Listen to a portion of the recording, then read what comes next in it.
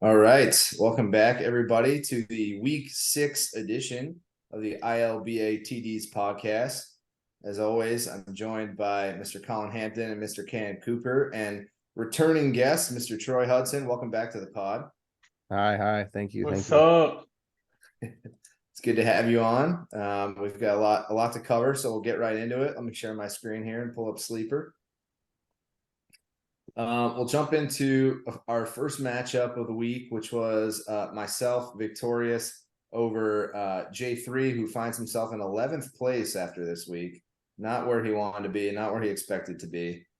My views on this, Johnny's team actually played pretty well. I'm pretty sure he beat the median after Monday night, a matchup where both teams beat the median. But when you get like 100 combined points from Goff, ETN, and Chase, the rest of my lineup didn't have to do much. And really, the rest of my lineup didn't do all that much. But that was enough to put me over the top over what was just a solid up and down week from Johnny otherwise. Yeah, absolutely. You finally got your big game there. Before that, your big game was 148. So, getting one over 150, that's nice to have. A 170 burger, that always feels good. Johnny's just got no juice, like whether it's I don't know if any of his guys will score over 30. I mean, Sam Howell got a 25. That's solid. Um, I'm not sure if Johnny's got any guys that'll just get you a big game, and that translates throughout the team.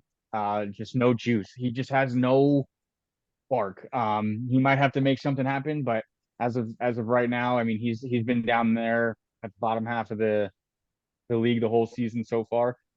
He's gonna have to make something happen. But it's tough sledding for Johnny right now. And 170 from Nick, that's incredible. You don't lose those games. Yeah, A good Johnny, when his running backs aren't firing for him, like I just have a hard time trusting Najee when you have Jalen Warren stealing all of his touches and stuff. And Barkley's been again having some injury trouble this season. But what I found that Nick had was a 98% efficiency on starting, and he also had a basically 80 points from two guys. So when Jamar Chase finally has 3 touchdowns and finally scores, and you have Jared going Goff, um, he, uh, he's gonna be tough to beat, and obviously 170 is gonna like Colin said, like, same thing last week. You don't lose in this league if you score 170.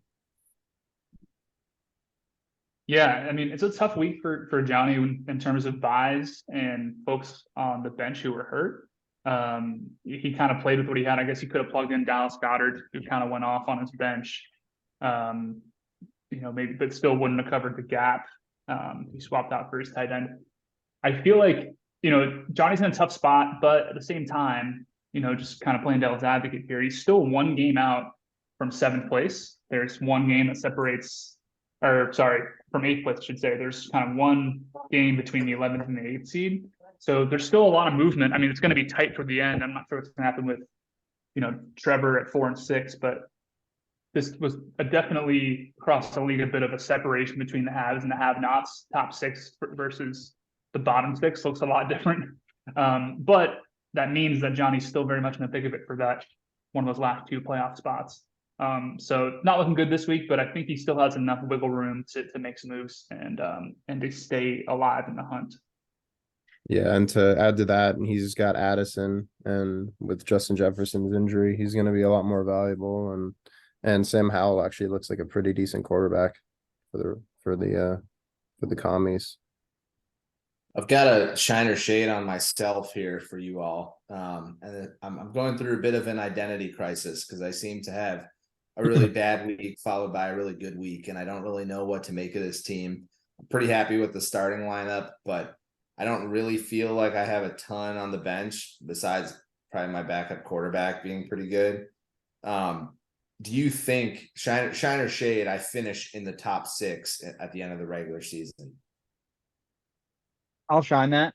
I was just about to say, this kind of goes without saying, but obviously I think that the top 6 are the best 6 teams in the league. That sounds like a dumb statement, but like those are clearly the better 6 teams in the league. Um, Trevor started off strong, but since then he has not done much. But those are the top 6 teams. I think you finished top 6. Yes, I'll sign that. Yeah, I'm going to shine that too. Not only are the top 6 teams clearly the best 6 teams in the league, but they're also moving in the same direction. I would say that 7 to 12, with the exception of Alex's win this week, they're all moving in the wrong direction. So it's going to be a fight to the finish for those last couple playoff spots. But I think all things the same, even without maybe your depth right now, the buys have kind of hurt a lot of teams so far, at least through the first bye week. But I think that your team has enough of a margin between the remaining 6 teams in the league. Yeah, I'm gonna have to shine that because just looking ahead for the next couple of weeks, your next 2 opponents are 4 and 16. So there's a pretty good chance that you're gonna maybe get 4 wins there. And that leads into my shiner shade on this, and that is with you getting to be 5-5 this week, do you think that going 500 in this league will get you into the playoffs? Yeah, I'll shine that. I think so. I feel like, especially playing against the median, like 500 means you're at least an average team, if not above average. And with 8 teams getting in, I think just being average, just treading water is probably honestly maybe good enough for 6th, let alone getting into the playoffs. So I think we've seen, as we'll talk about later, even like top teams will lose from time to time in this league. So I think, there's gonna be a lot of parity by the time we get to the end of the season. So I think I'll shine that. Yeah, I'll shine that as well. It kind of depends on you, Troy, and Johnny, if you guys can turn it around a bit, and we'll have like an 11-team league. I mean, Alex is down there, but I'm not sure he's turning it around, even though he just got a win this week. Guess too. I think 500 is good enough to be top 6. Yeah, we don't have to. We'll get to that. We'll get to that. But between you, Troy, Johnny, and Rob, like if you guys can turn it around, we'll have an 11-team league here competing for those 8 spots, which I expect to happen. I mean, you guys have enough fantasy prowess to make something happen or kind of turn it around. So 500 will definitely get you in the playoffs. You might even need to be only 1 or 2 games under 500 to still be in there. As it would suggest. I mean, Cam's 3 and 7, and he's in a playoff spot. So I think, yeah, shine that for sure. I'm gonna shine it, but I think not necessarily because of the the bottom 6 teams in the league. I think you have a pretty solid points for lead on the next. I'm the next closest person. You got 30 points on me. So that tiebreaker, even if you finish 10 and 10, or whatever, however you can finish, I don't know, whatever it is, 12 and 12. 12 and 12. Last year, the 8 seed finished 13 and 11. And that probably is going to come down in the median at the end of the year. I think 12 and 12 should be good enough to get you at least in the 8 seed, and then you got a little insulation there with your points for head start as well.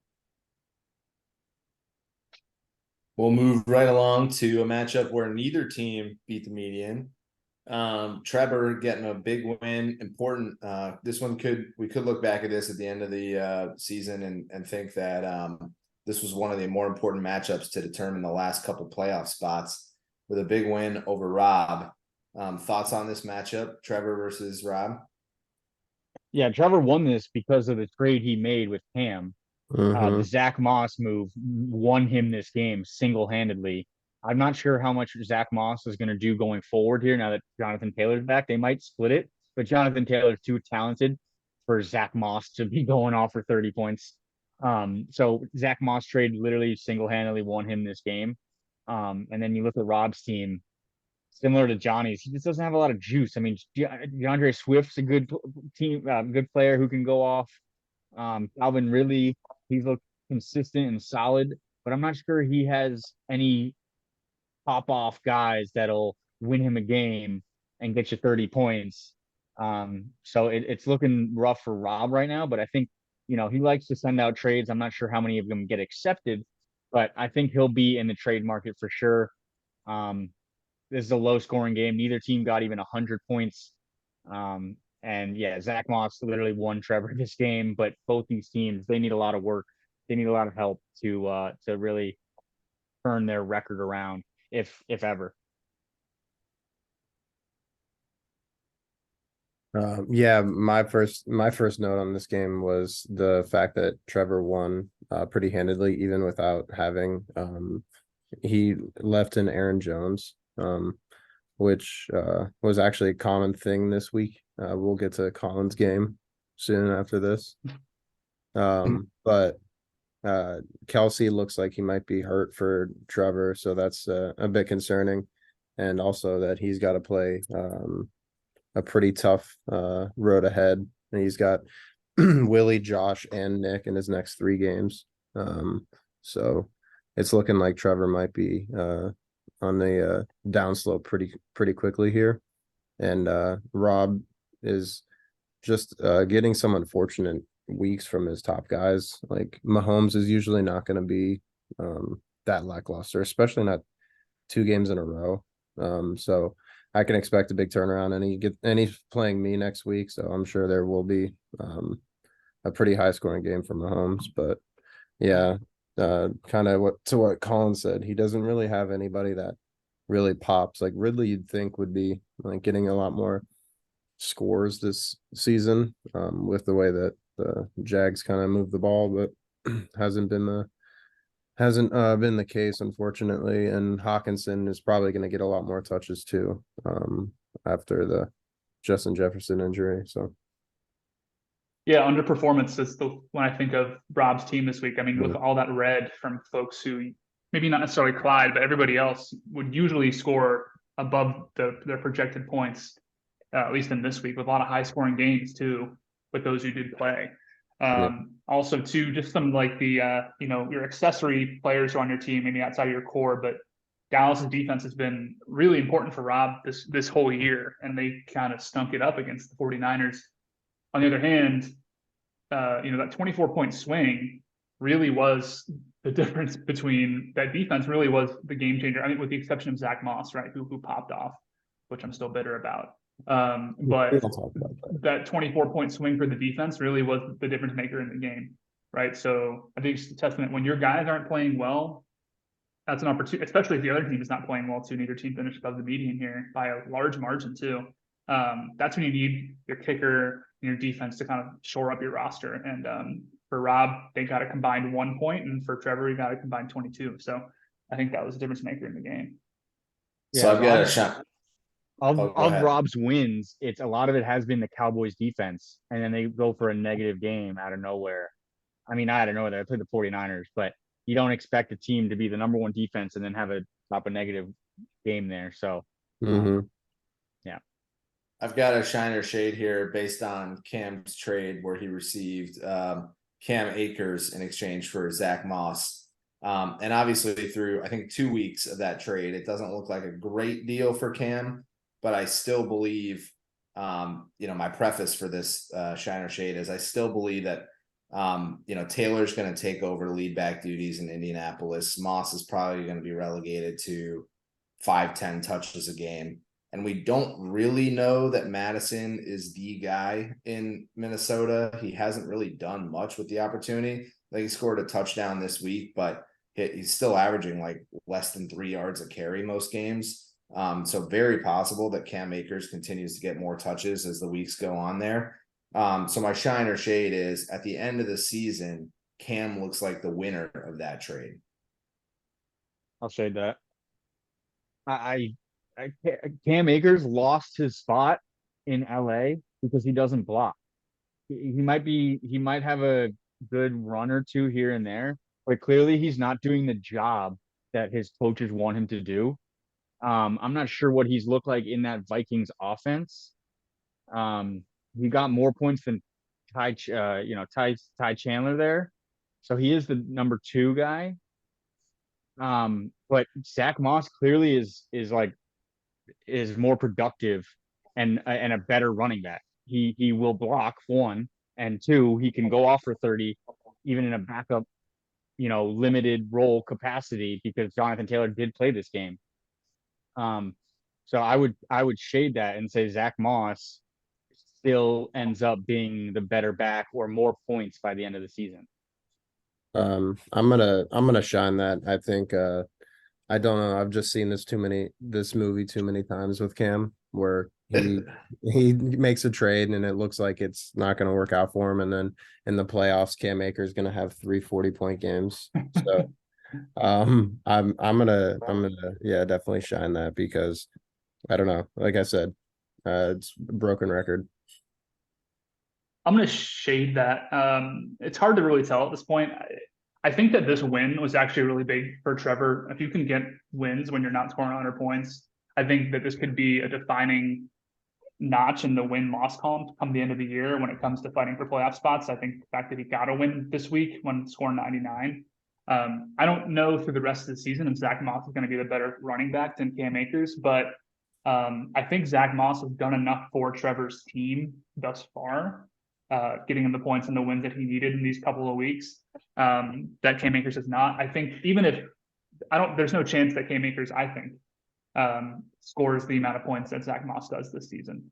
But if I can plug him into a flex every once in a while and see what happens, he gets 8 or 9 here or there, that could be good enough. But I don't think that Cam Akers will be winning me games like this down the road. I just don't see it. So I think I'm going to shade it because of what the work that Zach Moss has already done. Rest of the season, it might be a little bit more comparable, but up until this point, Zach Moss has really gotten Trevor. He squeezed the juice out of Zach Moss that he needed so far. Yeah, there's Yeah, also a it's good chance that. Sorry, real quick. There's also a good chance that Jonathan Taylor gets re-injured. A lot of these players, especially workhorse backs, coming off an injury, they play too much and they get rolled up on, or they're overcompensating and he blows a hamstring or something. So there's a good chance Zach Moss could have that starting role within a few weeks here, just because of the re-injury, probability there. Was he actually injured? I thought it was like a weird like spite thing. He was last year, but I don't think Yeah, he has been this year. Oh, I'm pretty sure yeah. he tore his ACL. So he was definitely in some sort of recovery. But then yes, he wasn't agreeing with the team. He wasn't even with the team during preseason because he didn't feel like he was getting paid properly. But then he got that contract like a week ago or something. Yeah. Right before he played, I think. Yeah, Cam, it's an interesting way of looking at it. I guess I was more framing it, and the reason I would shade it is I was more thinking about at the end of the season who's the better fantasy player, like to an unknown fantasy owner. But I take your point about looking at it through the lens of like wins added to the fantasy roster that they happen to be on, and that probably would go to Zach Moss, given that he was basically what Trevor relied on here to get a dub. So I can see how if you look at it that way, it's going to be really hard for Cam Akers to kind of help your team more than Zach Moss helped Trevor's team. Yeah, but I wouldn't be surprised if at the end of the season Cam Akers is at least getting as many carries as Madison, if not more. agreed. All right, so the big upset of the week, and I'm going to start this recap with a shiner shade. Shiner shade, this is the biggest regular season upset in ILBATD's history. I'll be the first to shine that. That is an easy shine. I have no excuses. I mean, Well, my explanation is an excuse, but there's no specific excuses. This is a fluke game. Like 95 points out of my team. That will not happen again. This will be the lowest scoring game of my season. Confidently, I can say that, especially after the trade that's about to go through. I don't have any more piss poor running backs that are starting caliber. I will have solid volume heavy receivers on my team. This is my worst game. It did bring me back to last season a bit. So I'm just recovering from a little bit of trauma after this week. But this is a fluke game, and that's all there is to it. I have nothing more to say, but I will shine that being the biggest upset in I Love Big Ass TD's history. Yeah, I'm gonna shine that too. I think going back to, I think this is our third year where we're playing against the median. Might be the second. Second, or no, second year. last year was the first year. Yeah. So I think from that perspective, I think in years prior, there wasn't enough volume of games in your record to really have such a. I mean, Colin was 8-0 or 8 and what, you were 7-1. 8-0. 8-0. Yeah, I was 8-0. 8-0 and he was 8-0 0-8. and he was 0-8, right? So I think up until that point, you know, in years past, before we we're playing the median, I mean, usually by the time you're 8-0, when you're not playing the median, you're gonna win this game. So I'm gonna shine it. I can't recall another game that's been played that had this much hype too. I mean, we talked about this last week too, about, you know, who you were playing, also who Josh was playing too. So I think that I'm gonna shine. This is the biggest upset, and not to mention too, he lost to the median as well, right? So it's not like he just went off and destroyed you, right? Like it was a close game. He pulled it out. Still didn't beat the median score in the league. So I'm gonna say is shine it. There was a moment where he was above the median last night. Yeah, when the median was like 99. That would have been the lowest median by like 20 points. The median this week was 115, which is right in that middle ground. I think week 1 was 108. Everything's been above 108 since then. So yeah. I'm gonna shine that just because I simply can't remember another like regular season upset. That like nothing comes to mind. Maybe I think there was one time where Cam's dad scored like 190 points on someone, and I think it might have been Eric, and Wayne was like way below 500, but that's just something that like popped in my head. But yeah, I agree. Colin basically just got touchdown vultured inside the 49ers organization. So all the touchdowns that normally go to CMC just went to Kittle. And my biggest takeaway was I thought this game was over on Thursday when DJ Moore scored 45 points. Should have been it should have been almost 55. They called him out on that one touchdown, and they never reviewed it, never replayed it. And then they showed one angle, and he was like, there was like a yard between him and the sideline. It's like, how the fuck did he step out? But yeah, I don't know. I think this is the breakout game for DJ Moore. I think he's going to be the only guy in that offense. I'm excited to see what DJ Moore. I do have an explanation for Javonte Williams, though. He practiced in full on Friday, and then come Sunday, they had the 4:30 game. They ruled him out, game time decision. So if I should have put him in a flex spot. But when you practice in full on a Friday, you're expecting to play. So that was tough. I wish I put him in a flex spot so I could put anybody else in there. But this is gonna bring me back to a week ago when Willie threw down like $22 on Jaleel McLaughlin and won the waiver wire, and I didn't get anybody I needed. If I had got Jaleel McLaughlin, he'd be in that starting running back spot. I win this game. So the waiver wire from a week ago affected this game because somebody practiced in full and his backup gets 20 points or something. So that's just a tough week for me, but we're gonna bounce back. That's all I can say. Yeah, Colin, your week was absolutely wild. I think your win probability was up to like 88% or something after Thursday night football. And that 45 spot from DJ Moore. And then you get one catch for 6 yards from Devonta Smith, and you get negative yards rushing from James Cook. 5 carries for -4 yards. He did add, 3 catches and 25 yards, but just like a comedy of errors here from your roster up and down. So I agree. I mean, it's going to happen over a long season. You're going to have a week like this. It just so happened that it was against the last place team in the league. But absolutely awesome to see Alex get his first win of the season against a previously undefeated team. That was pretty cool. Yeah, and if I played my bench perfectly, if I played my team perfectly, I win this game. But I was never going to start the Jags defense over Patriots defense when Jags were playing the Buffalo Bills. I was never going to play DJ Chark after last week. He got 1 catch. So like, it's a fluke game. That's all it comes down to. I will not score 95 or less the rest of the season. I can promise. Yeah, similar game script as Rob. Just disappointing with the exception of DJ Moore. And Alex got it done. So Cam, you suffered defeat at the hands of Mr. Eric Brown. Your thoughts on your loss here this week?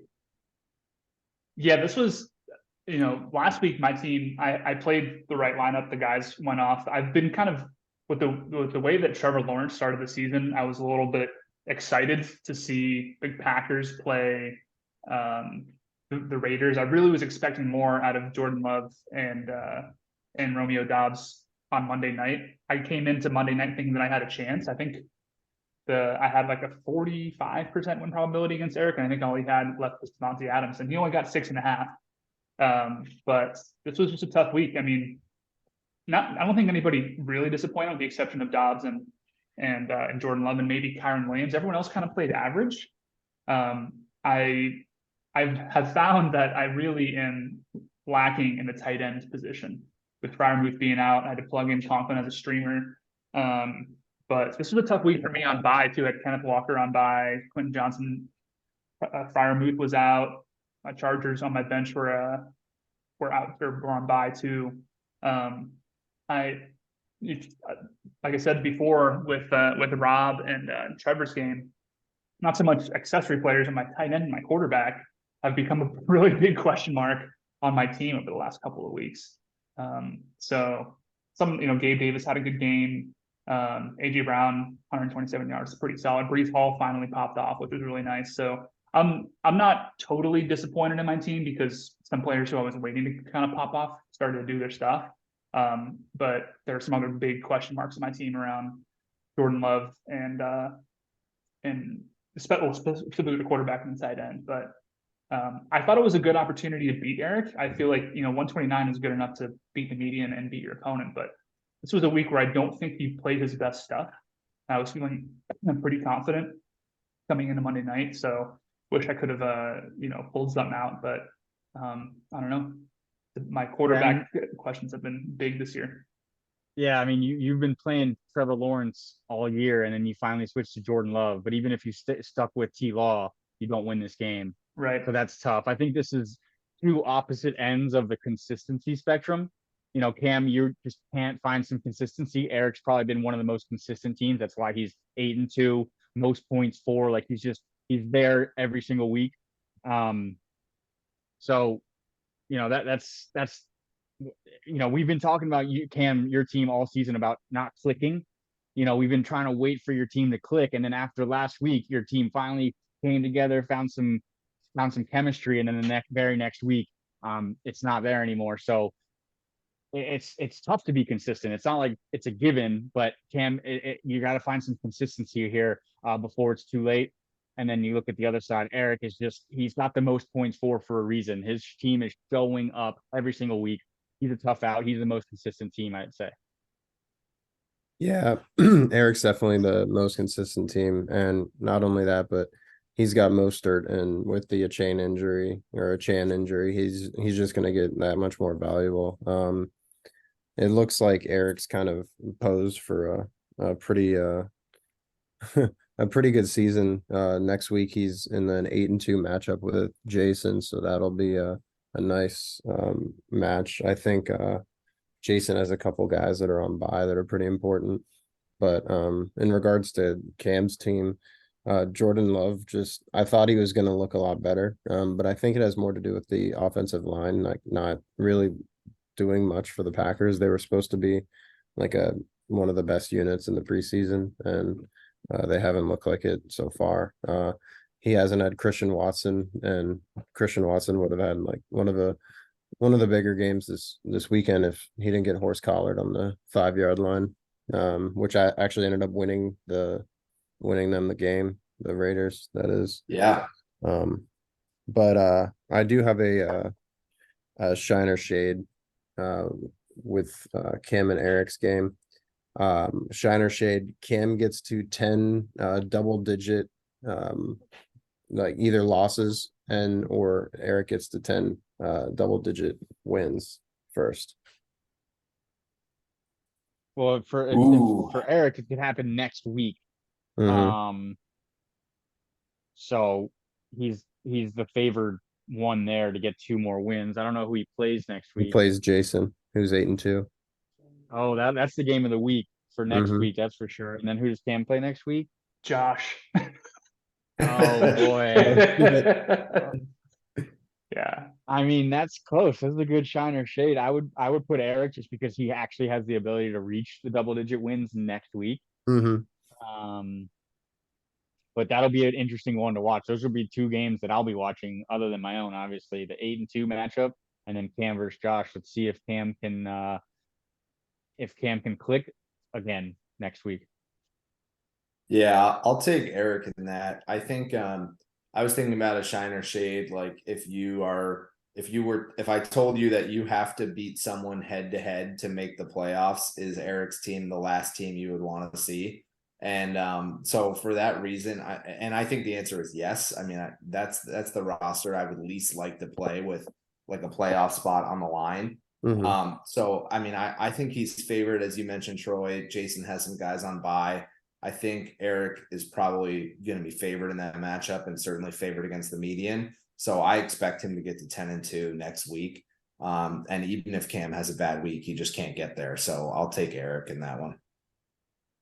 Yeah, last week we were talking about maybe Eric's team being one of the teams that's most likely to kind of shut down by the end of the season, whether it's injuries or whatever. But he has the least amount of points against. So if you're playing against Eric, your team isn't putting up numbers. So that's Good scary in itself. defense. Right. Yeah, you're playing. He's got some good defense over there. Eric does. So yes, he is scary to play, but it's scarier knowing that whoever he plays, he's not putting up numbers. So someone's gonna have to break that chain eventually. And then interestingly enough, the second least points against is Josh. So he is also playing against teams that are just not scoring big games. So just interesting note there. Points against the most important stat in fantasy football. The most controllable stat you have. Most controllable stat you have. Yeah, I'm gonna shine that just because Eric has the opportunity to. I have a little more insulation before I hit 10 losses. I'm excited for next week. I think I don't know. I throw a lot of shit at Josh in the group chat, probably for no good reason. I have no ground to stand on when I throw shit at his way. But I don't know. I'm excited for next week. We don't really have any true like rivalries in this league. I kind of want to like kind of create some of those just because we've played in a long time. Me and Josh. Yeah, I guess you kind of are. You guys kind of are the major rivalry. But I'm gonna shine that. I think Eric's team is definitely poised to make a deep run, and he's really hitting his stride right now. Josh also has, over the past couple of years, definitely taken his foot off the gas and fallen towards the end of the season. So, and in the playoffs, of course, too. So, I'll shine that Eric gets 10 wins before I hit 10 losses, which is good So for me. I've got a shine or shade related to Cam's team here. Cam sits in 8th. He's 3-7, but he does have a positive points differential of +1 and is light years ahead in terms of points forward of anyone behind him. Shine or shade, the defending champ misses the playoffs. Ooh, I'll I'm say that. Yeah.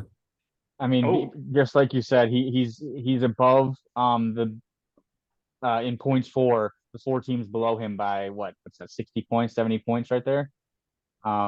So he's the best team of the bottom.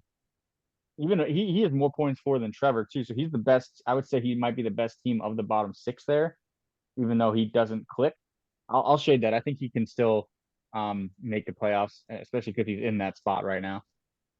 I'm gonna shine this strictly because he's in my way of getting into the playoffs. I'm just hopeful. But in reality, most likely he's gonna be in the playoffs. 5 of 7. Yeah, I'm gonna shine that too. I'm a hometown. I'm a homer. So I think my team it's been a consistency thing. I think my team has the ability to drop 170 in a week. We did it last week. I think that I don't have as many question marks as some, as maybe Johnny or Alex. But I think we have a chance to do it. It's a management thing. I gotta put the right players in and make the right management choices with my roster, and I just haven't done that yet. So I'm gonna shine it. Troy, you suffered what I believe was the most lopsided defeat of the week. Yeah. An absolute shellacking at the hands of Mr. Willie. Your feelings after this beatdown? Uh, Complete disappointment across the entire organization. Whether it was performing on the field or performing in the locker room, the coaches didn't show up. The players kind of showed up. The only thing I can really take away from this is that I finally reverse psychology Joe Burrow into playing well by putting him on my bench. So hopefully I can sneak attack and get him to have a good game next week and maybe throw the ball to Joe Mixon a few times. Gus Edwards just Lamar Jackson is two positions, I guess, in Baltimore. He is the quarterback and running back.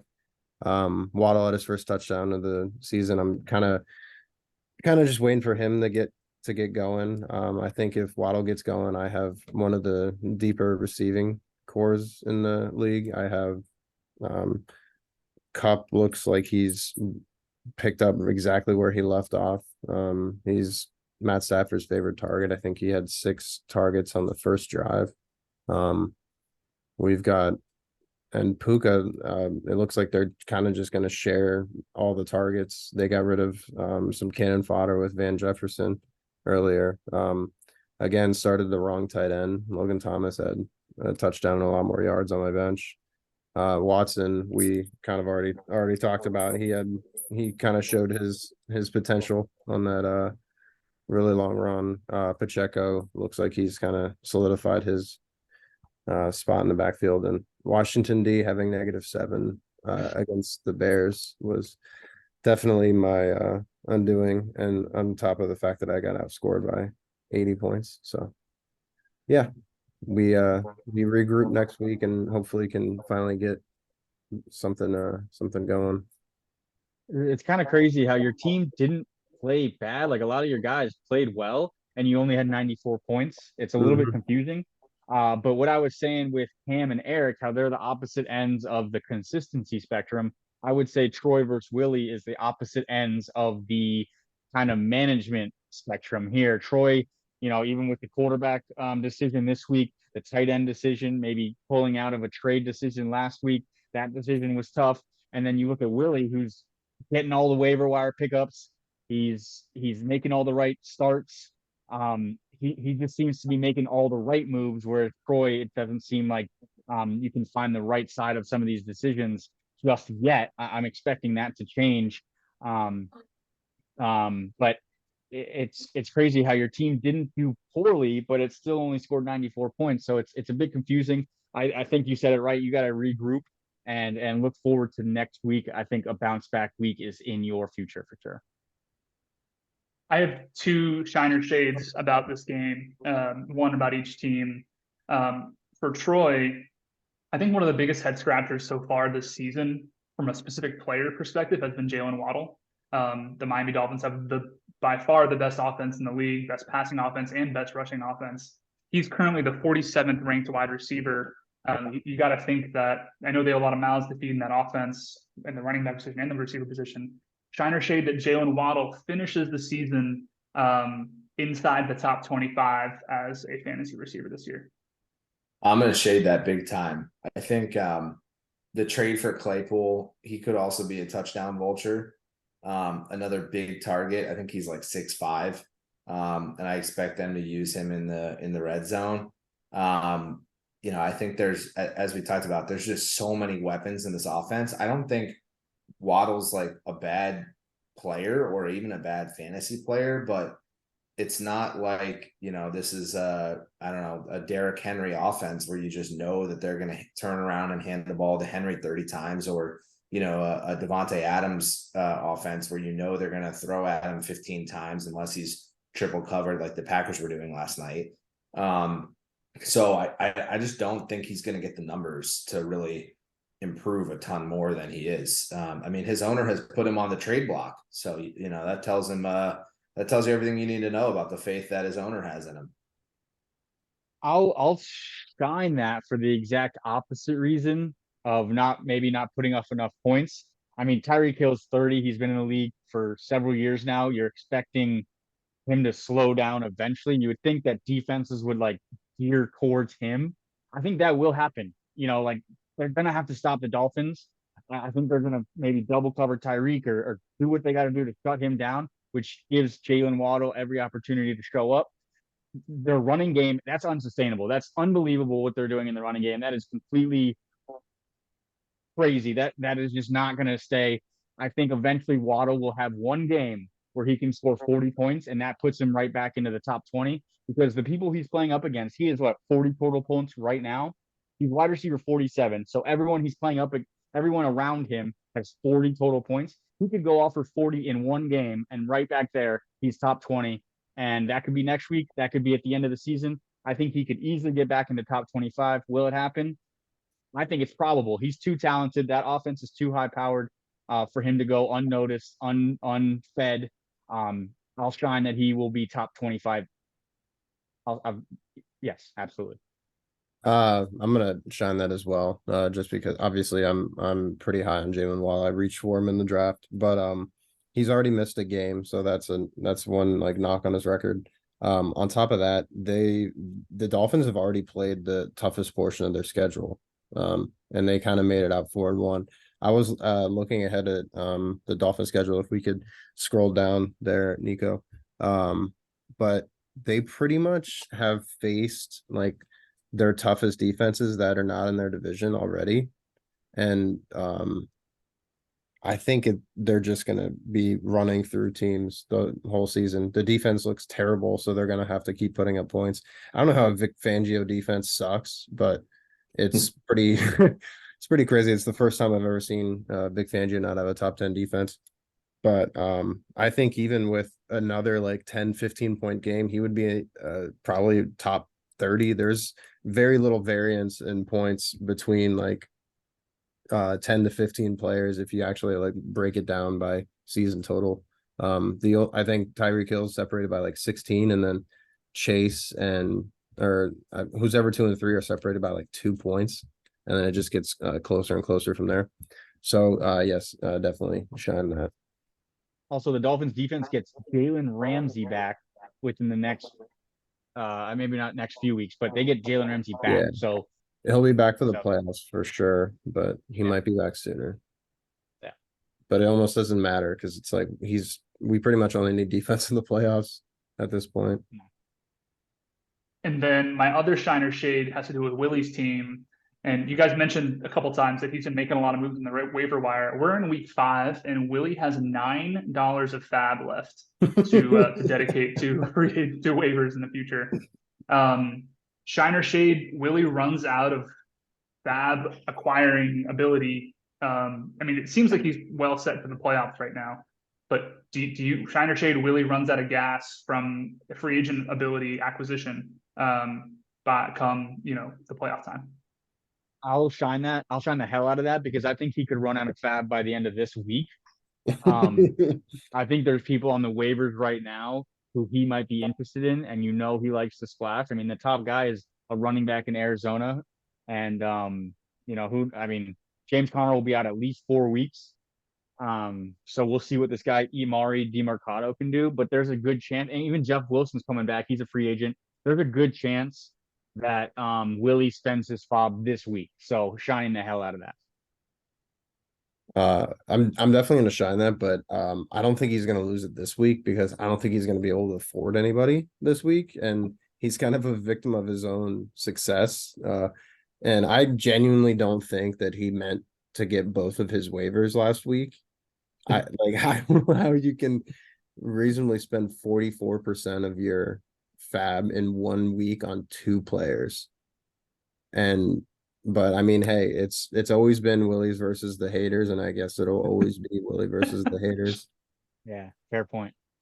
I think it's also hilarious that even despite all that spending, he still has a backup running back in Latavius Murray in his starting lineup, who got 2 carries this week. And yeah, I mean, sometimes he's finding the end zone. Sometimes 2 times this year he's getting a goal line carry that results in a touchdown.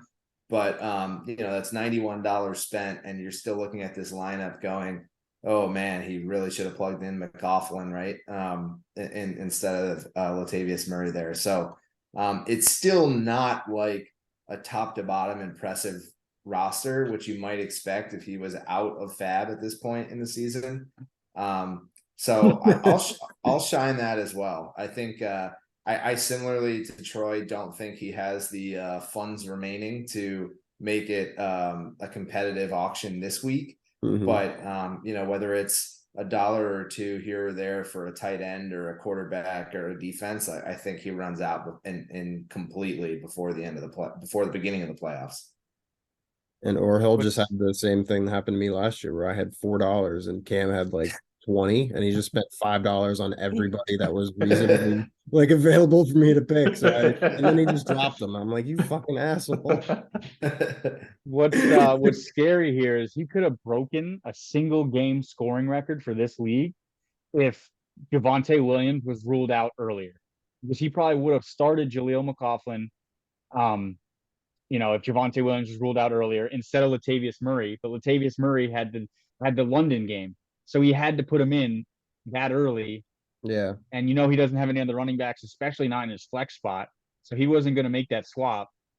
So he could have had the single game scoring record, which would have been not 193 if he started McLaughlin instead of what's his name, Latavius Murray there. I'm glad it was against me. Nick, who is the person you forgot you didn't start that would have gotten you 100% efficiency? Do you know? Oh, I don't know. Let's see. It's probably a replacement for Damian Pierce. If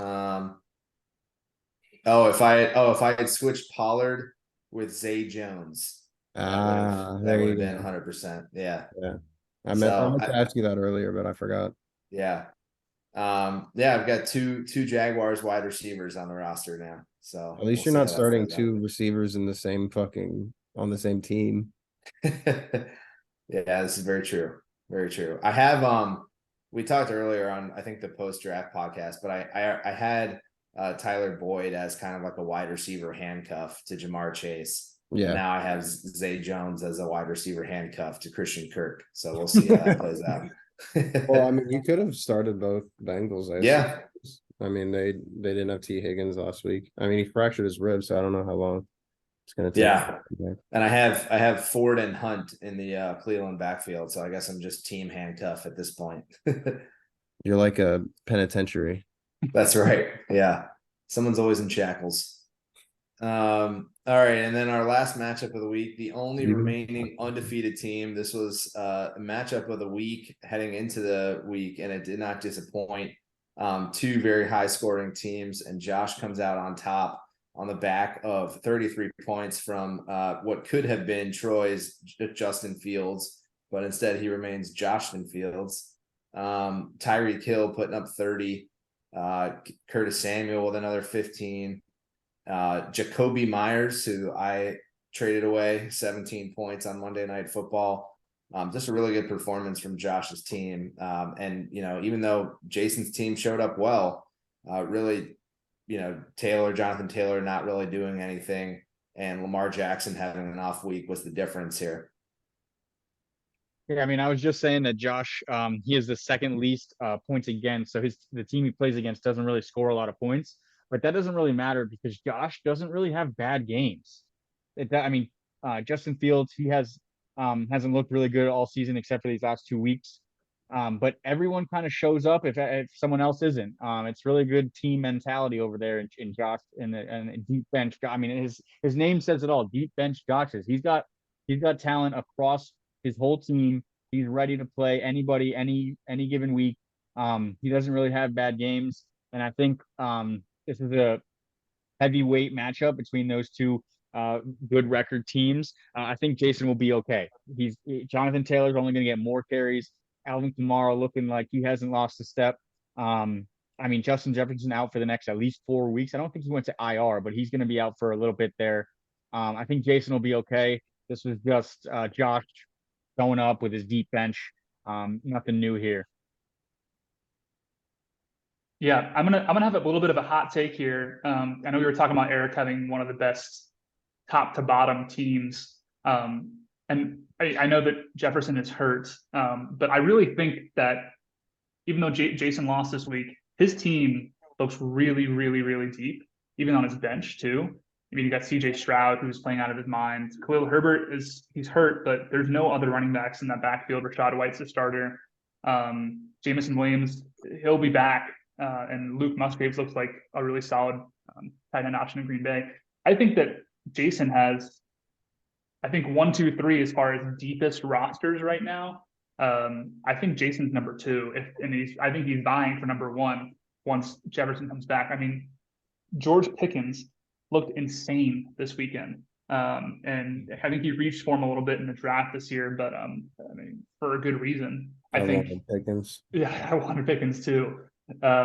So I mean, I don't think that Jason's worried at all about playoff positioning right now, but he's a team that I'm kind of scared about facing in the future. And I mean, I know Josh won, but there are some question marks, I think, at the running back depth right now. James Conner's out for a couple weeks. I mean, who do you plug in? RB3 is Antonio Gibson, who is not bad, but he's not the RB1 in Washington. As Jahmyr Gibbs he'll be back at some point. But I don't know. This was an interesting game. I'm glad that Josh pulled it out, but I think that Jason's team is sneaky deep. I guess as sneaky as you can be at 8-2. But I'm excited to see how he plays out the rest of the year. Yeah, Josh's team looks pretty good. Derrick Henry had a really good game last week, but he kind of came down to earth this week. It looks like I think they might just save him for later in the season, with using Tajay Sharp. But I think Tyreek Hill might actually have a better season than Kupp had in 21. He's on pace to get like 2,200 receiving yards, which would just shatter the record. So that's looking really good. But other than Keenan Allen, he doesn't really have a lot of depth in the receiver spot. And he has really no good quarterback, I don't think. Josh does. No, it doesn't really, his quarterback isn't really doing much for him. But a little bit of explanation behind the Joe Burrow and Justin Fields trade. It was something that I was kind of half distracted about at work, and I was like just sitting on my computer. I was like, Josh literally refuses anything I send him. I don't even think he looks at it. So I was like, all right, let me see if he'll bite on something like this. And before I knew it, he had accepted it, and I was like, all right, well, let's see how this goes. And because of my past history with Josh, I just joked with him. I was like, I'm gonna have Colin like return the trade. And he laughed about it, and so I like texted Colin, and I was like, it's really no big deal. You can if you want to. And I had pretty much like I had like resigned my fate at that moment. I was like, yeah, he's probably not gonna do it. And before I knew it, Colin had retracted it. I was like, all right, well, this should be funny. And as Cam pointed out, the fantasy football gods were not kind to me. I have been 0-4 since that trade, and Josh has obviously been 4-0 since the lack thereof of trade. And I think Justin Fields has outscored Burrow by like 50, and it wouldn't have mattered because I didn't start him this week anyway. So yeah. So that's actually the subject of a shiner shade that I have for you all. And one piece of information that I'll add to this is obviously as the year goes on, the weather in Chicago tends to take a turn for the worse. Weather in Cincinnati does too, but not quite like the weather in Chicago. So we do see kind of a little bit of an offensive regression normally from the Chicago Bears in particular. At the end of the season, do you shine or shade? Joe Burrow is the better fantasy player kind of over the course of the season. So, not just at the very end, like going to the playoffs, who would you rather have, but who ends up having the better year as a quarterback, Joe Burrow or Justin Fields? Shine or shade? It's Joe Burrow. Shine, please. I think, yeah, I think just the fact that Joe Burrow is just a superior quarterback, and he's got superior weapons. I mean, look at just what happened this weekend with Jamar Chase having 3 touchdowns and looking like he did when he was a rookie. I think that was the first deep ball I've seen him catch in like a season and a half.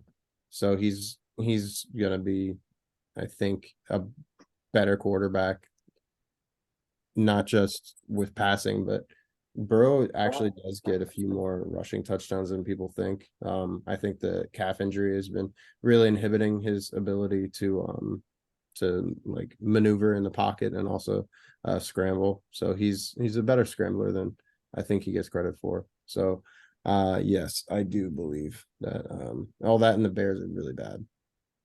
But yeah, Joe Burrow. It's tough. I mean, he has a lot of ground to make up. I mean, right now Justin Fields is number 3 overall quarterback in fantasy. Joe Burrow is number 25. I think once you get past week 9, I mean, he's got the Seahawks this week, a bye, the 49ers week 8, and then Buffalo week 9. I think once you get past week 9 into like prime playoff time frame for at least from a fantasy perspective, I think if he could hold his own and kind of creep back into the top 15 as a quarterback, and we see that the weather in Chicago not really conducive to passing once you get into December and January, I'm gonna contingently shine that if he could kind of maintain, encroach on that gap a little bit he has with Justin Fields. I'm gonna shine it that Joe Burrow will, but contingent on the next 4 weeks. That's a tough one. I'm gonna shade it because I think Justin Fields, the dual threat that he's got going on, will just get him to keep racking up points. I'm not sure how many 4 games he's going to have. Justin Fields currently has 100 fantasy points, and Joe Burrow currently has where is he? Yeah, 54 fantasy points. So Justin Fields has a 50-point head start through 5 weeks. I think Justin Fields can finish as a higher fantasy quarterback than Joe Burrow this season. Absolutely. Boo. I've got, before we turn to taking a quick preview, I've got one kind of state of the season question for you. It's not really framed as a shine or a shade, but as we look at the standings of where everyone is, currently to this point through 5 weeks of the season, which team is the most number of spots away from where they finished the regular season? And that could be in a positive or a negative way. I'm gonna say myself. I think that I'm kind of poised to have a turnaround here. I started the season with a couple of like pretty significant injuries to my team. And not even players that didn't play, but players that were playing, i.e. Joe Burrow with his really bad calf injury that he definitely should not have been playing on. And then the Cup injury and Watson. But I think I'm finally getting healthy and my guys back in. So I think I might end up in a completely different position than I'm in currently by the end of the season. I'm gonna That's a good. yeah, go ahead. Go ahead, Cam. I was gonna say I'm gonna have a really hot take here. I'm a historian of this league. I've seen how things happen from the beginning of the season to the middle to the end. I'm gonna say that the person who is furthest away from where they finish right now is Josh. I knew it. Because he starts. We've seen this story time and time again. Starts super hot, maybe might even get up to maybe 14, 15 wins.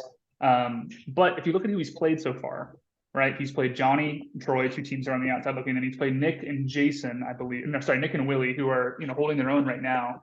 I think he still has some of those tougher games ahead of him. He still has to play Eric. He still has to play Colin, right? So I'm going to say, just based on what I've seen in the past, that it'll be Josh's team, and I think he has some question marks at depth right now. So I'm going to say Josh finishes furthest away from where he is right now. Glad you didn't say me. I thought you were prefacing that because you were about to trash my team just like you did last week. I would have said Josh as well, but I think he's just too strong to like fall. I'm not sure how many of those bottom teams will just make some significant leaps and bounds. Next week will be the halfway point for our regular season because week 13 is the beginning of the playoffs.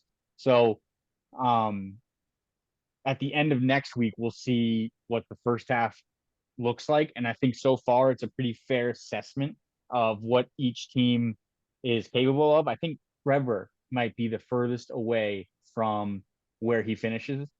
Um, he did get the win this week, but it was a 99-point win. He scored 99 points in a win. So he's not a strong team, and he's the 7 seed. He is currently negative in the point differential by 50 points. I think Trevor can fall all the way down to that 11 spot because between Johnny, Troy, Rob, and Cam, I think they're just better fantasy managers based on the number of years under their belt. Trevor, I think, will free fall here, especially because all these teams might be strengthening, whereas I mean, we weren't trashing it, but after the draft, we were questioning all of his decisions. I'm not sure he's going to be able to sustain, that 4-6 record that's for the second half of this regular season. Yeah, I hate to double up on someone, especially when it's going in the wrong direction, but Trevor was my answer as well. As you mentioned, Colin, coming out of the draft, we really questioned whether he built his team, properly to sustain a year-long challenge. And he's got fewer points for than the two teams behind him. He's been really fortunate in the points against column. He's spent a third of his fab and is only sitting in 7th place. So, there's a lot of indicators that this team could get overtaken. I don't think he's the most active player.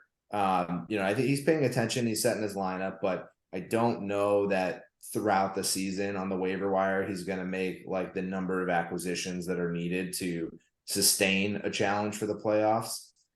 So I wouldn't be surprised to see him fall to like 10th. And that might be like, the biggest change in any of these teams' standings potentially. So I'm going to say Trevor as well.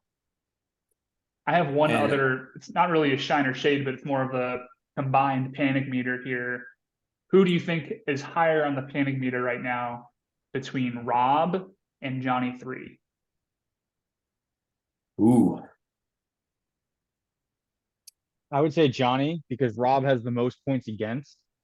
So he's playing the best team every single week. That'll change.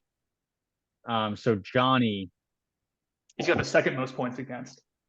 That's the second most, but it's still a 20-point gap there. Mm-hmm. Yeah, that's tough. I'd still say Rob because I'd say Johnny is higher on the panic meter. We've been questioning his team the whole year. And I trust Rob to have some sort of comeback here. We know how active he is. He has been a good fantasy manager throughout. I expect Rob to do a little bit more than what his record would suggest. So Johnny would be higher on the panic meter, especially because he's further out of the playoffs in that 11 seed. And he plays you this week.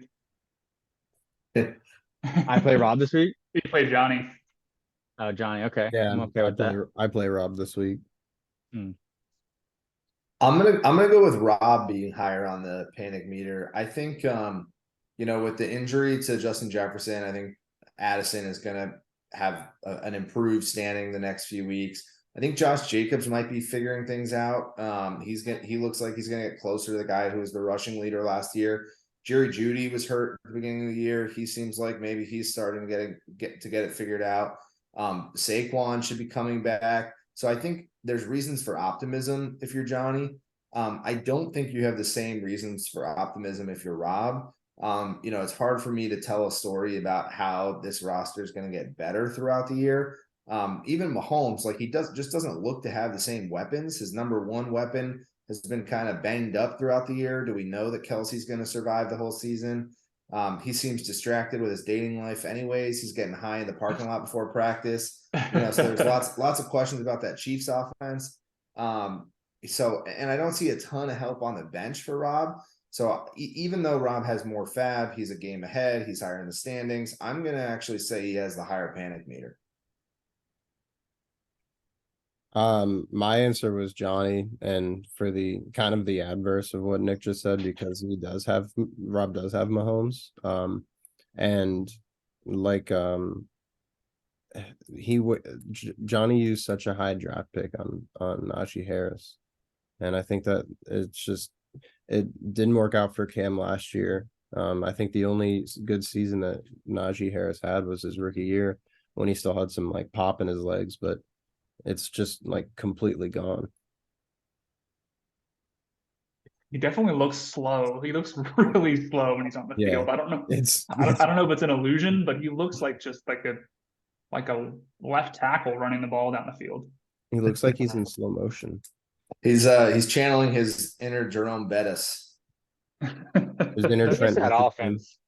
I think it's that offense. Kenny Pickett, his name is Pickett. Like he's gonna throw interceptions his whole fucking career. That's not gonna change. Like, I do love it when they say Pickett to Pickens though.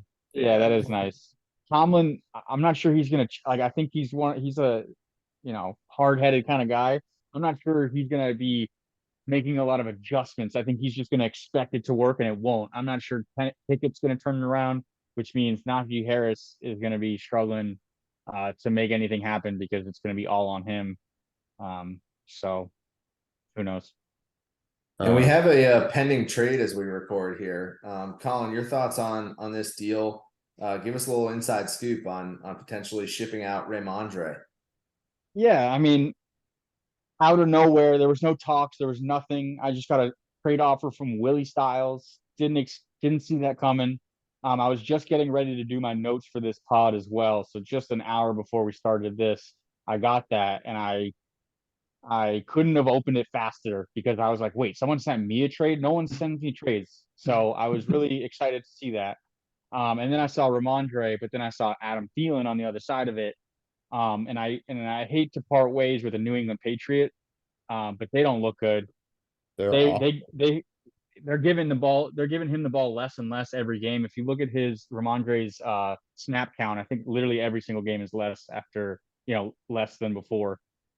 So I think getting a bell cow receiver in a struggling offense is going to be worth it. Considering the bell cow running back in a struggling offense is worse to have. We were just talking about Najee Harris. I think I'd rather have Thielen the rest of the season. He's the number 10 wide receiver versus whatever Ramondre is. I mean, it sucks to get rid of my favorite team's running back and someone who I believe in. I just don't think it's his year this year, so I'm happy to grab Adam Thielen. But that was going to be my shiner shade. Shiner shade. I won this trade. Yes. I'm going to shine that as well. I think it's close. I am still an old school believer that I think the value of a starting running back is higher than the value of a starting wide receiver, like all else being equal. But I think both teams are getting what they need. I think I'm going to shine it. I think, Colin, I would probably, in a vacuum, not knowing what the rest of my roster looked like, rather have Adam Thielen for the rest of this season. But I think it's close. I think this is a really, really fair trade. I think for our league specifically, this trade's kind of skewed in Colin's favor just because we have the 3 wide receiver spots. So wide receivers are just there's a higher like value point to them, I feel, just because you can have more of good ones that you can start. So in that sense, but I am biased because I did draft mostly receivers, but I think I'm starting 5 this week. So, but yeah, I think just because our league has the many wide receiver spots, I think the trade's kind of in Colin's favor. But I agree with Nick, in a normal league that doesn't have the trio wide receivers, I think it's a much more even trade.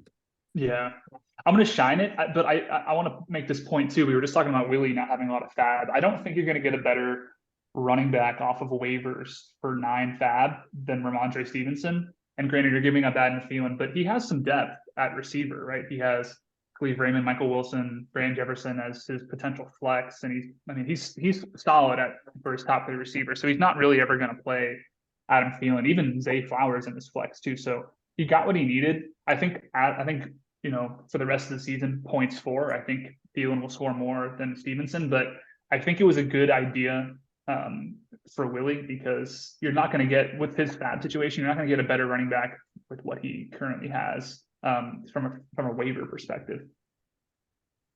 I didn't know that you guys couldn't see how many votes have been put through yet on the trade.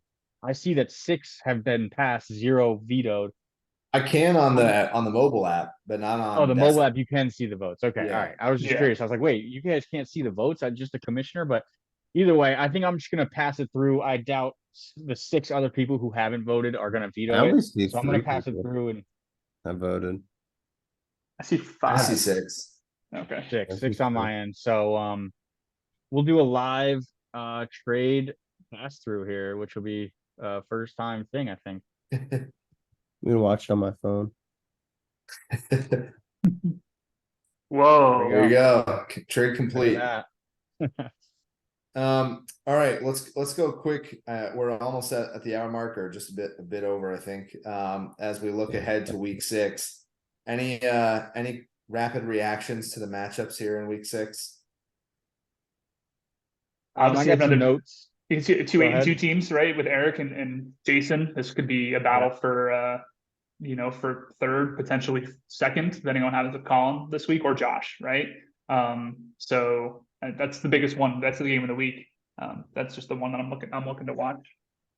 Yeah, who can keep up with Josh in that game? Like between those 8-2 teams, unless someone loses to the median but wins the matchup, like who can stay with Josh is the question for that game. But then Cam, you play Josh, so Cam, you got to click this week. We're counting on you to get back to clicking. Yeah. That was one of my predictions. I think Cam's gonna beat Josh this week, and Josh is gonna start his inevitable downturn. Did you just plug Adam Thielen in, Colin? Yeah, I just put him in my last lineup. Yeah, your projection went up like on the screen. That's crazy. Um, Yeah, so between the other matchups, it looks like Nick, you got Alex. Nick, if you put up 110, you're good. You got the win. I don't know about the median, but 110 will get you the win, because he put up 110 against me this week, and I think that might be his highest scoring game. Maybe not. I don't know, but 110 looks like it'll beat Alex for you. Yeah, that's the goal. I know Eric just mentioned Thielen in the 9th has got to be one of the steals of the draft. How about I got Jake Elliott in the second to last round of the draft. He's the number 35 overall player, let alone the number As 1 a kicker. That's crazy. All right. So I mean, I've got like 70 points out of a kicker I got in the second to last round so far. I'm gonna throw Jake Elliott out there for a steal of the draft so far. I know what the steal of the draft is. What's that? It's either Puka or a Chan. Oh, Yeah, those are 2 very good call outs as well. Chan is the number 1 running back right now, and he was round 10. Yeah. Where was Puka? He was like He was 15, even around later than 15 or that. something. Yeah, Or 16. Yeah. So the only one I want to hear from live, since he's the guest this week, Troy, I know Rob might not have finished setting his lineup quite yet, but currently you do have a 61% chance based on sleeper projections. What's your prediction here on your matchup? I think this is the week that I finally make a splash and score over 150. I don't think I have anybody on bye except there's Christian Watson, but he's just going to come back and he's going to be like completely healthy. I have a pretty good defensive matchup this week. I got Burrow finally like playing well. It's really weird to see the noon kickoff. Pacheco looks like he's completely taken over the backfield. It's just a matter of time before he has an exploding game. Cup looks like he's going to get 15 targets a game again. He's going to be able to turn those into touchdowns. I have no problem trading Puka, but I also have no problem keeping him. It looks like there's enough food to go around for both of them in the backfield. And again, I think Waddle's just breaking the surface of where he's going to end up. So yeah, I'm really high on my team this week. Yeah, I think And this I've got is, a shiner. I've got a shiner shade for you, Colin and Cam, on this matchup. 3-7 against the 2-8. They're both currently outside the playoffs looking in. Does the loser of this matchup, Rob versus Troy, miss the playoffs? In other words, is this do or die, win or go home? that could be. I mean, I'll shine that. Yeah, I mean, my notes for this matchup are who can start climbing out of this hole. Both these teams, both these managers are capable of turning it around. I think teams are strong enough. I think Troy's team, by the looks of it this week, looks very strong going into this week. I still like Rob's team. But yeah, who can start climbing out of this hole? I don't know, but if you don't do it this week, yeah, it's likely you don't make the playoffs. I'll find that. I'm going to shade that. There's still too much parity, especially with Trevor at 4-6 in the 7th spot. Like realistically, and I don't know what Alex does for the rest of the season, but there's really 5 teams vying for 2 spots right now. I think there's just too much parity in the league. I think both teams can afford to at least lose to the median this week, and still kind of maintain that positioning, especially if we see Trevor do what some of us have projected he's going to do this year or through the rest of the season. I'm going to shade it. There's just still too much. We're only halfway through the season, and 2 games separate 5 teams. So that could be easily flipped in 1 week. So one matchup we didn't talk about yet was Trevor versus Willie, which I think could sneaky be kind of like an upset watch, because Willie just traded away a good receiver for a underperforming running back, but he's doing well, and Trevor is on the downturn. I think if Trevor wins this game, it's a bit of an upset, in my opinion. Yeah. I mean, Trevor's not someone that I, want to play on any given week. As we saw last week, he's got guys on his team who could put up 30 plus on a given week. So, and Willie, has been an interesting case. He could win or lose every week too. So I agree. I think it wouldn't shock me if this was an upset special. this is a game that I'm watching a lot because people have different opinions on what Trevor's going to do this week. I think this is not in the same way that maybe Rob and Troy's game might be a do or die, but a win here would work wonders for his even against the median would work wonders for his playoff potential and trajectory. So one thing that I also wanted to quickly highlight too, I'm just looking at Willie's team. He's definitely still poised for a playoff run, right? But he's high on the Bills. You look at the Bills schedule.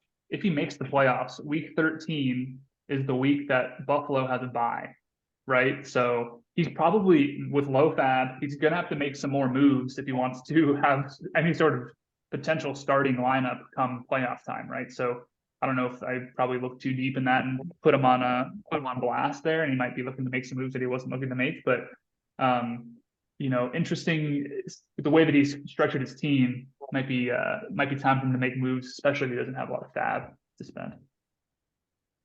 Yeah, that's a really good point. You're going to struggle in that first round of the playoffs, assuming he gets there. Is week 5 bye normal? I know I said that in the chat, but I feel like it's the earliest bye ever. I think that was the case last year. Because since we've gone to this 18 game schedule, or 18 weeks, 17 games, 18-week schedule, I think the bye has been at week 5. But I don't know about before then. I think next week 7, there's like 6 teams on a bye. So it's really going to get spicy next week. Well, I think unless anyone else has final thoughts, that can wrap us up. I'll open the floor for anything else before we call it quits. We forgot Go to ahead, mention Troy. one thing. Trevor last week spent $2 on someone and then dropped them 2 days later. It was KJ Osborne, Oh Who- shit. who looks like he could have been like, I mean, if Trevor could have easily just kept him and had a really valuable waiver wire pickup for this week already on his team. Yeah. I mean, you know, Fab is my pet project here. Last year, and I have to admit, my stats only go through week 9. I apparently stopped tracking Fab after week 9 last season. But through week 9, at least, week 6, which is the week we're about to head into, was the highest spending Fab week of the season. There was $120 spent in Fab at this time last year. Leading the way was Kenyon Drake for $23, followed by Robbie Anderson for $21, following his trade to Arizona. You know, four guys went for double-digit dollars, including Mike Gesicki and Donovan Peoples-Jones. So we could see some big spending. I know there's a lot of Fab targets out there this week. You know, we might approach that 120. We'll see. I think so.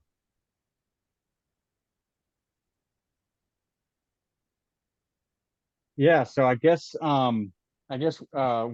one thing unprecedented happened already this podcast.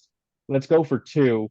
I got a bit of a personal announcement here. I know you three specifically already do know this, but I might as well throw it out to the rest of the league. But it looks like I'm going to be a father come April of this next season. So in the next 8 or 9 months here, I'm going to be having a baby. My girlfriend Aaliyah is pregnant. Definitely confirmed. The due date is 4/20, which is also pretty sweet. But I figured I would give that announcement out now. Definitely not planned. I just thought, you know, you three have already been told, so I figured I'd tell the rest of the league, and we'll see, you know, who watches the whole podcast to see who finds out this news first or at all or whatever. But yeah, definitely some personal news there, and looking forward to it. Yeah, congrats. Congratulations, next- man. Next Thank you. generation of ILBATDers is Yes, among sir. us. He's gonna be the next Absolutely. person to take the Trevor Wayne team. They're gonna be the next person. That would be awesome. That would be awesome. Very But cool. yeah. That's a great. I can't think of a better way to send us off into week 6 here. Best of luck to all who are born and yet to be born in their futures. All right, boys. Sounds Thanks. good.